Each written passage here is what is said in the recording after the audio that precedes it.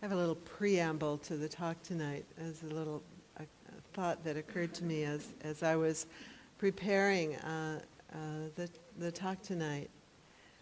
I don't know if you have this experience, but sometimes, and maybe it's because it was happening so much this week, sometimes when I read something or I listen to a Dharma talk, I just have this experience of just delight.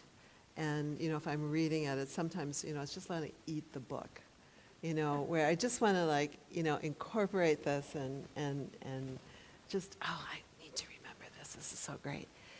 And what that is that there's something in the Dharma, in what we are reading or what we are listening to, that is touching and awakening something in us. That that quality of delight. It's not like being put in there. It's waking it up. And so I wanted to just invite you to notice that, and then I want to elaborate that a little bit. When the Buddha, a lot of the suttas that Sonia was talking about, a lot of the suttas, at the end of the sutta, there'll be this little sentence. Here's one of them. This is what the Blessed One said, and gratified the monks delighted in the Blessed One's words. So that they would say, sadhu, sadhu, sadhu, which means, yay, you go, guy. But it was that sort of thing, that kind of quality of just touching into, yes, I believe this, or this is true, or this really is meaningful to me.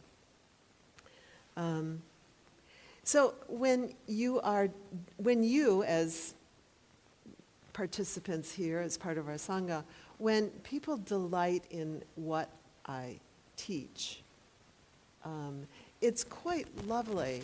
In my little ego, it's of course nice for my little ego as well, but it's also really lovely that there is something in the teaching when you say, oh, that really resonated, because that's you. That's you. That's not me. That's you. Waking up. There's a little spark there that's waking up. Indeed, Thanissaro, one of the teachers that I've been reading and studying a lot lately, he tells of a time when his teacher, Ajahn Phuong, he's a Thai master, told him, he listened carefully to this Dharma talk that Thanissaro gave, and at the end he was critical of it. And he told Thanissaro, he said, the problem with your talk is that it was too interesting.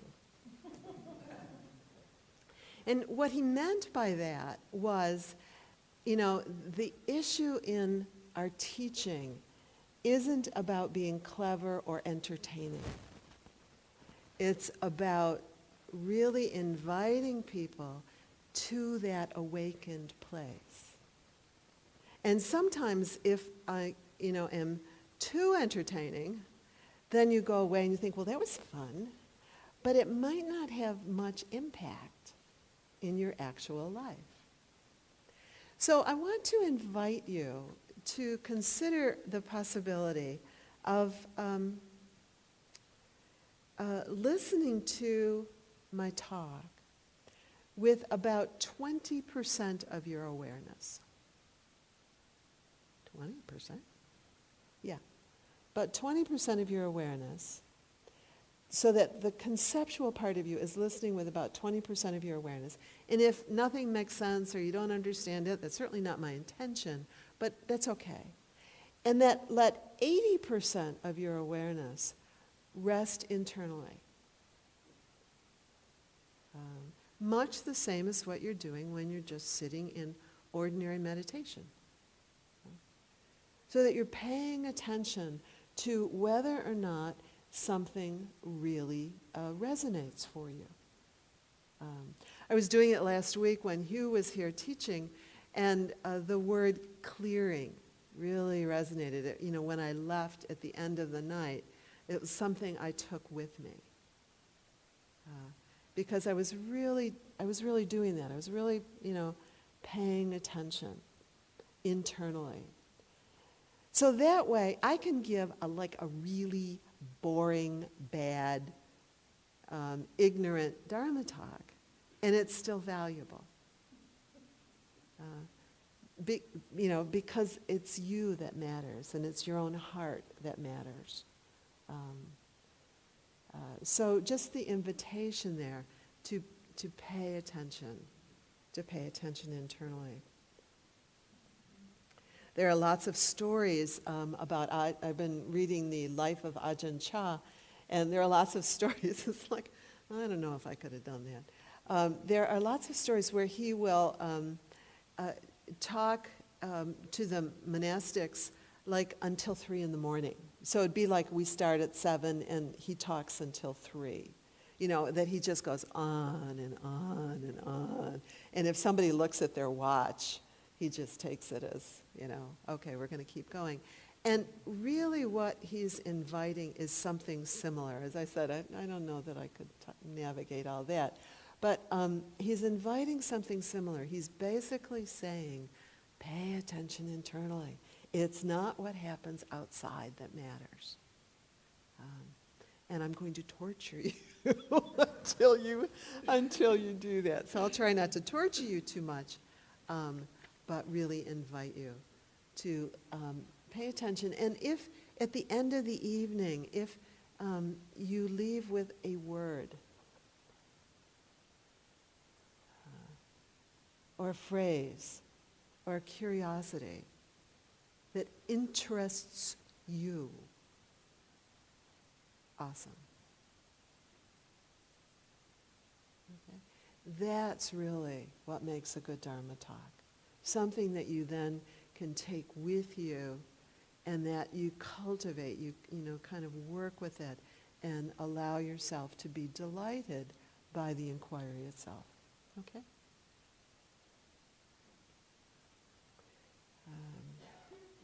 Another thing so now I'll talk more about the Dharma talk, because another thing that really resonated for me was the quote that Hugh read at the very, very end. And if you weren't here last week, or even if you were, I'm going to read you a slightly different translation, because it's one that I love. I toy with writing a book, and if I actually ever do that, this is going to be the title. Oops. I did something bad, didn't I? There we go. An appropriate response. He offered us a quote, and there was a Chinese master called Yun-Men, and a monk asked him, he said, what is the highest, most profound teaching of all the Buddhas and the patriarchs? And Yun-Men replied, an appropriate response. And I just love that, an appropriate response. And so I wanted to talk just about a couple of things that strike me about an appropriate response. I could go off in lots of different directions. So before we do, though, I'd invite you to contemplate, and you may want to talk to your buddy next to you, make sure you know that person's name. What's an issue in your life these days, today, tonight, that you are pondering an appropriate response to? It might be something in your family, it might be something about your health, it might be something about politics. So just take a moment and just let yourself, and maybe share with your somebody next to you if you want to. I'll just give you a minute or so to either contemplate or speak of it to the person sitting next to you, whatever you want to do.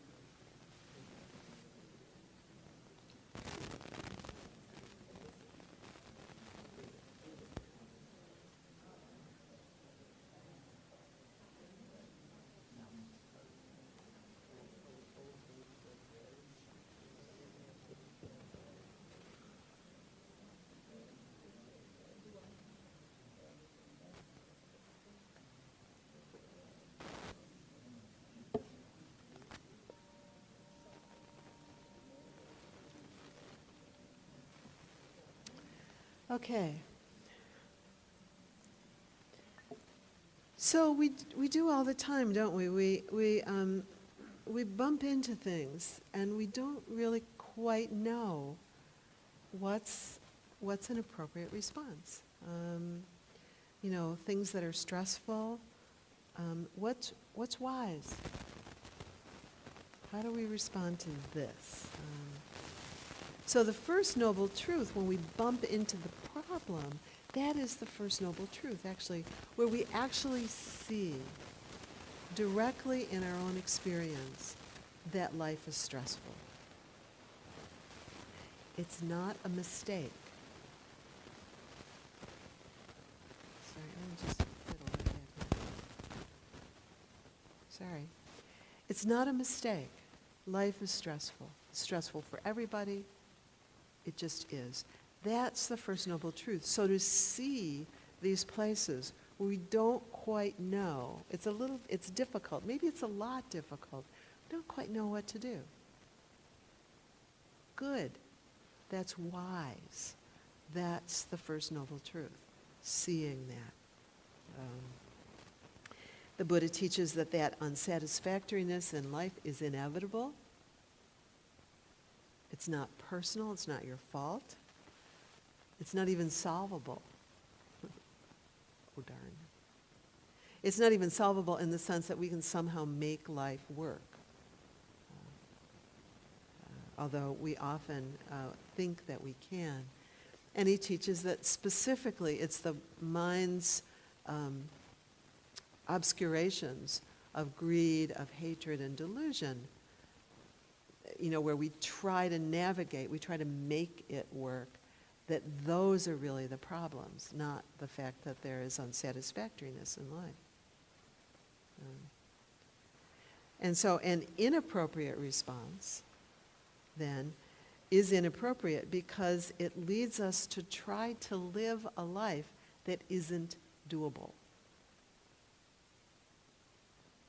We try to fix we try to fix life so that it's satisfactory, so that it's stress-free, and it's not doable. So a response of trying to fix it is not an appropriate response, he says. Sometimes, too, in order to find an appropriate response, we want somebody somewhere to tell us how to be, or what is the wise thing to do. And it's, of course, not saying that there are wise people who can help us find our way, but to find what is an appropriate response for each of us is a very personal journey. Maybe you notice that sometimes we just, not too long ago, did a series on the precepts, and we can bump into that with the precepts. We can kind of become obsessed with trying to discern, is it okay to kill fleas? That is like, is it right or is it wrong? What do I do here?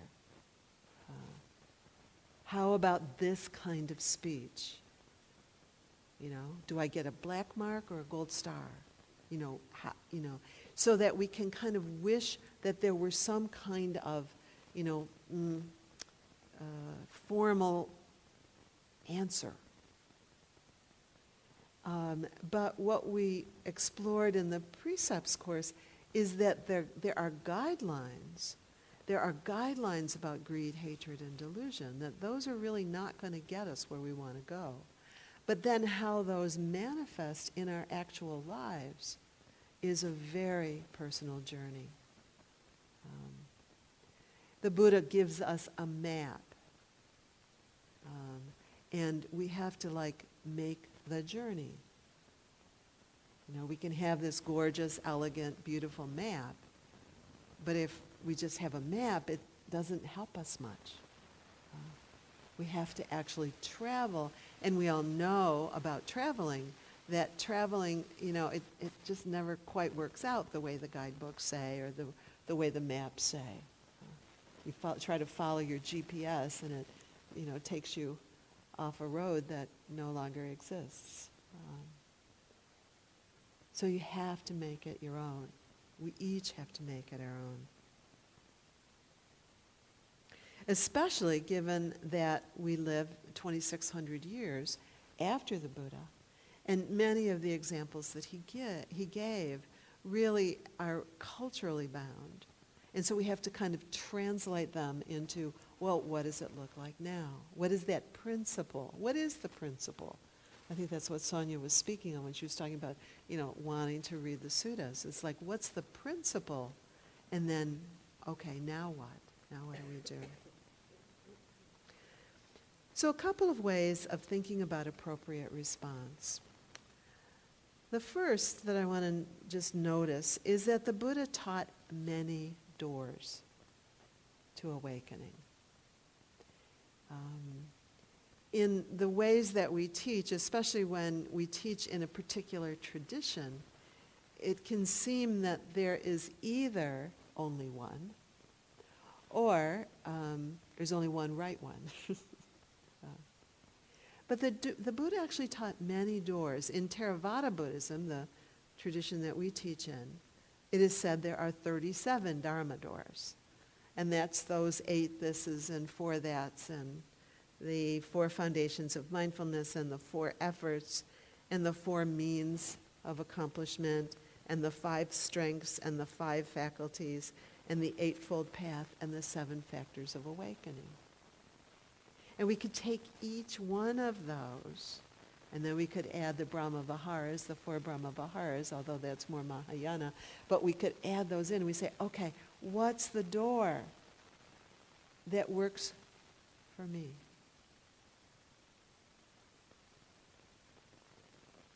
What's the door that I need to bring to bear in this circumstance? Or what is it that I'm trying to learn these days? What am I trying to cultivate? What's the door? In the Mahayana tradition, they talk about 84,000, you've heard us say that, 84,000 Dharma doors. Well, that gets the point across a little bit more clearly. There are lots of them. So that to imagine that there's one way of doing this, I offered a meditation tonight. That's a little bit different way of working with the breath. We could even expand the differences a little bit more. Maybe we'll do that on our spring retreat, Saman, sort of plotting to teach a little bit more of that on the spring retreat. But it's a different way of working with our breath, a little bit different. So we study, we listen, we learn, we practice, and we look to see in our own direct experience where is suffering, where is stress, and what helps it to end. And that's really the only point of paying attention to the breath, is to see that.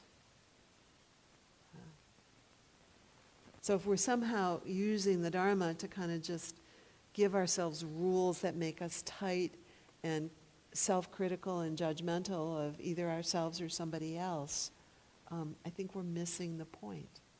The inquiry is, how does this work? In much the same way as if we were learning to make bread or soup or play golf or shoot arrows in archery. So the invitation is to find a doorway that works in this moment of time for you, and then to use it, much like you might say, well, I think I'll go to Spain. I just feel drawn to that. And so I have this map that I'm going to follow, but then you have to follow it. So to find a doorway that's interesting, that's curious, and that feels nourishing enough that it gives you enough juice, if you will, to have the energy to inquire. And then to follow it. One of the ways we could misunderstand the point I'm making is that, well, if there are, 37 different doorways, we'll do one on Monday and another one on Tuesday and another one on Wednesday. And that's not really what's intended. because how that would probably manifest would be something like, I'll do this one until it gets challenging, and then I'll do something else.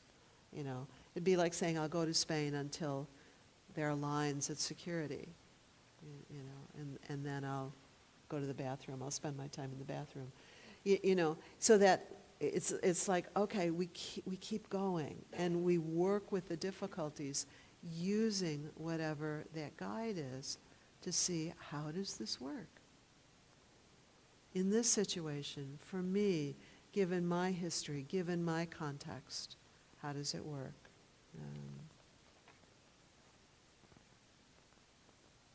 And what is working for you might be quite different from what is working for me. Or what is working for that person that you just spoke to about whatever their challenge was. Or the map that is needed at this point in time might be quite different. That can be kind of intimidating, can't it? When someone we really appreciate and trust is working something that's a little bit different from something that's comfortable or familiar for us. So the fundamental inquiry, what leads to more suffering and what leads to happiness, freedom, ease. So you'll notice tonight I was just inviting you to bring attention to qualities of ease in your breath. And fundamentally, the deeper quality of that inquiry is, what's getting in the way? But I didn't ask you to do that tonight. I just asked you tonight, just pay attention. Where is there ease? Because if there isn't enough ease in what we're doing, we're going to white knuckle it, we're going to struggle with it, we're going to criticize ourselves, and we're going to give up. But if we expect it to be smooth sailing, then we need to be born on a different planet, and as Jack Kornfield says, it's too late for that. So we work with the difficulties and say, where's freedom here? So the second, somewhat similar way of thinking of an appropriate response is sometimes we not only get stuck on a particular way of getting to our destination, but even when we're confident of a particular focus for ourselves, we can imagine that there is some place we are supposed to be on that path. And that we should be making progress this particular way, in this particular timetable. Kittisaro tells a story when he was a young monastic with Ajahn Chah. He was very, very gung-ho. He was somebody who had just all of his life just worked really, really hard to achieve his goals, and got really good at just pushing hard. And so he was talking to Ajahn Chah about how discouraged he was getting because he was working so hard. I think he once went 3 months or something like that without lying down. He was that dedicated to his practice. And Ajahn Chah, he said, you remind me of a squirrel. And Kittisaro said, I kind of knew this wasn't going to go well. He said, you remind me of a baby squirrel. He said, a baby squirrel sees his mother flying through the tree, and he says, oh, I want to do that.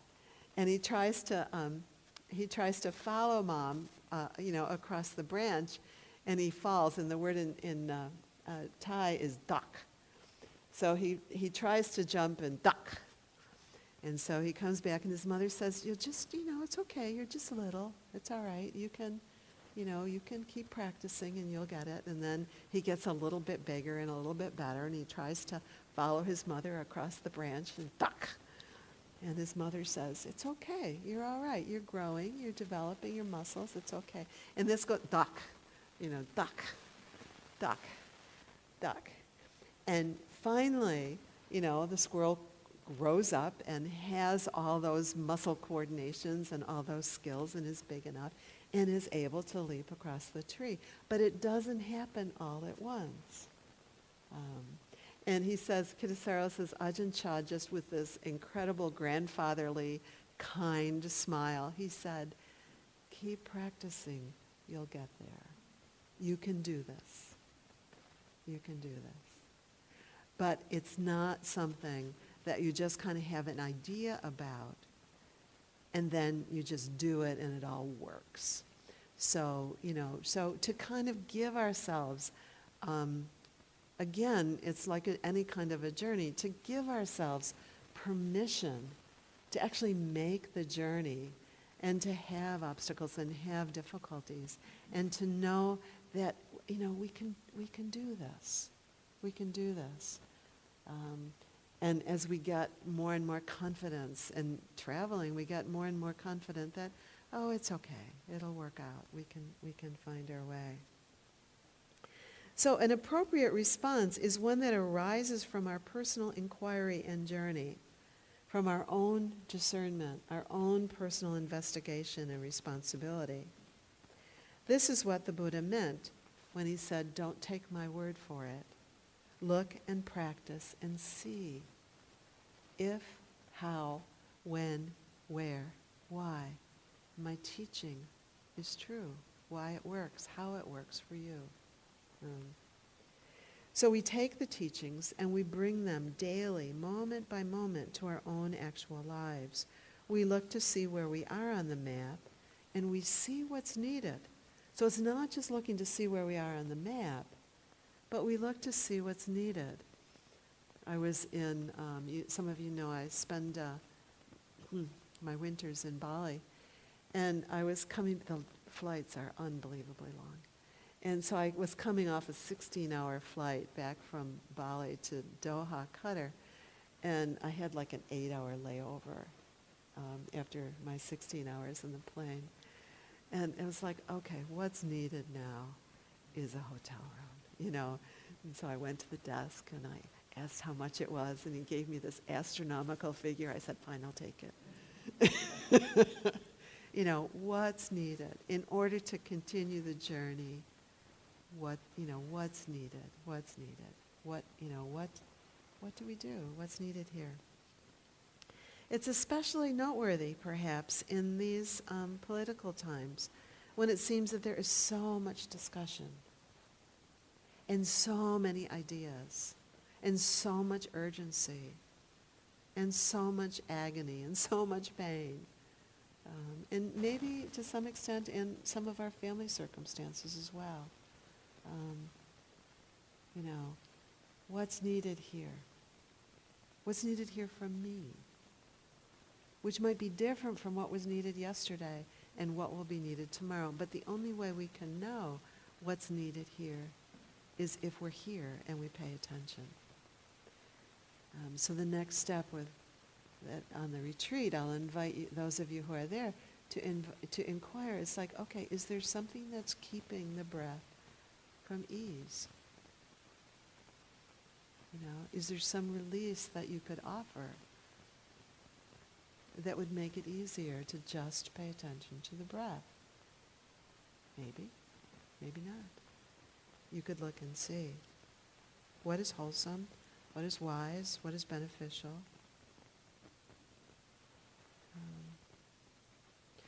So wise discernment gives us the ability to respond appropriately to whatever it is that arises internally in our own minds and emotions, externally in the world of our family and friends and jobs and political climate and national and international craziness. So, come back to the challenging issue that you thought of earlier. And I would just invite you to notice what I said at the very beginning. With the attention that you have of, really letting yourself pay attention internally, is there a word or a phrase that you might bring to bear to guide yourself on this journey of learning how to jump from one branch to another, learning how to fly, if you will, with ease. Is there a word or a phrase that has come up? Maybe something I've said, but maybe not. Maybe it's something entirely different. And we have a couple of minutes, and I just want to, the other word that came to me last week from Hugh was clearing. And the poem that he read invited a clearing, just a space. So I'm just going to make a little space here, a little clearing. And if any of the words want to be spoken, then you can do that here in this clearing. If they don't want to be spoken, pay attention. Don't do it. I don't need you to say anything. You don't have to speak anything to make me feel good or to whatever. But just, here's a little clearing. We'll make a little clearing here. And if anything wants to be spoken, there's room.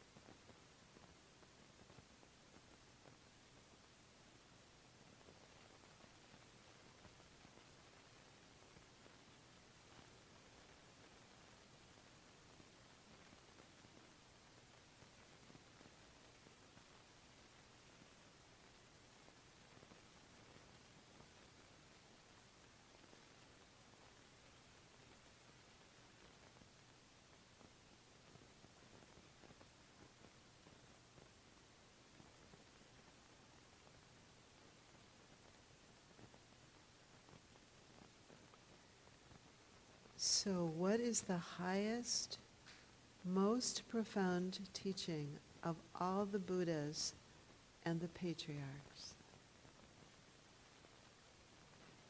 An appropriate response. Thank you.